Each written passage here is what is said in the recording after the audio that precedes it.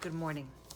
Today I have a children's book. It's entitled Lizzie and the Cloud, and it's by the Fan Brothers. And it's a different kind of book, so I'm going to read you what we learned about the book on the inside cover. It says, Milo might be a bit of an old-fashioned cloud, but he's the one Lizzie wants to take home. He's not very big.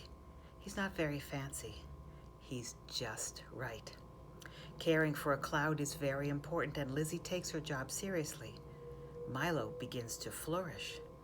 Milo begins to grow and grow and grow. What will Lizzie do if there's no more room for Milo? So that gives you a sense of where this book is going. Let's read it. It was Saturday. Every Saturday, Lizzie went for a walk with her parents.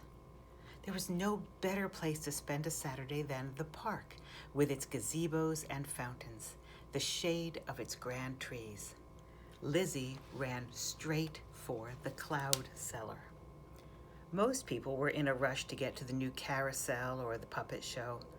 Clouds were a bit out of fashion these days, but not to Lizzie. The clouds bobbed gently up and down with every breath of wind. Some were puffy and round. Others were wispy and almost not there. There was a parrot, a rabbit, a fish, and an elephant. But Lizzie wanted an ordinary cloud. She named her cloud Milo. It seemed like a good name. Naming your cloud was the first instruction of the manual. There were more steps than she'd been expecting. Here's what the manual read.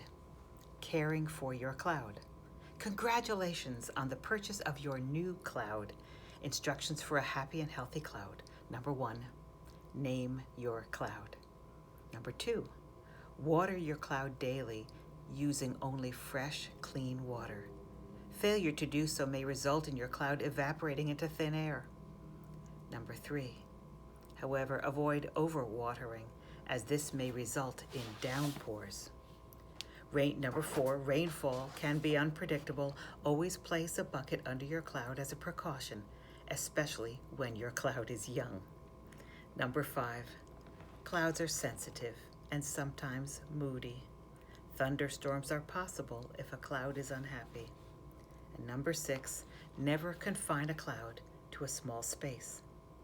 And then in tiny little letters it reads, disclaimer, Cellar is not responsible for any water damage due to carelessness or neglect.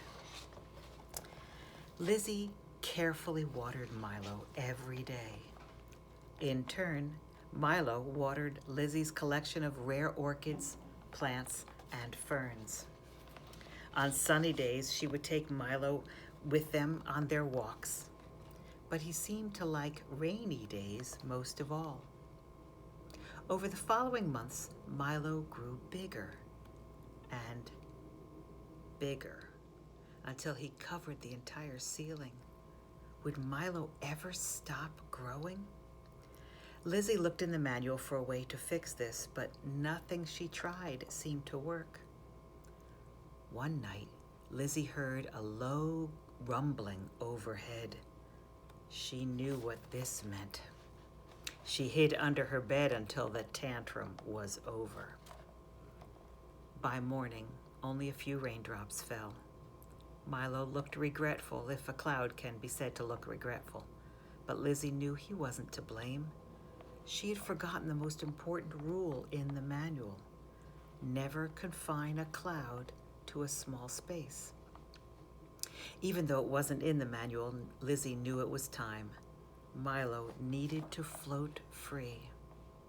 Stay close to the bigger clouds, Lizzie called out to him with a voice more suited to small rooms, not the big open sky. Soon, Milo couldn't be seen at all. Whenever the weather was cloudy, Lizzie would think of Milo.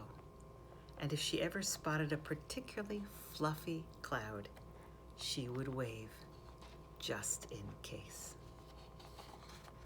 And then on the very back cover, Lizzie has added an additional word of advice in the manual, adding number 7, let your cloud float free. As you go into this day, know that God is with you.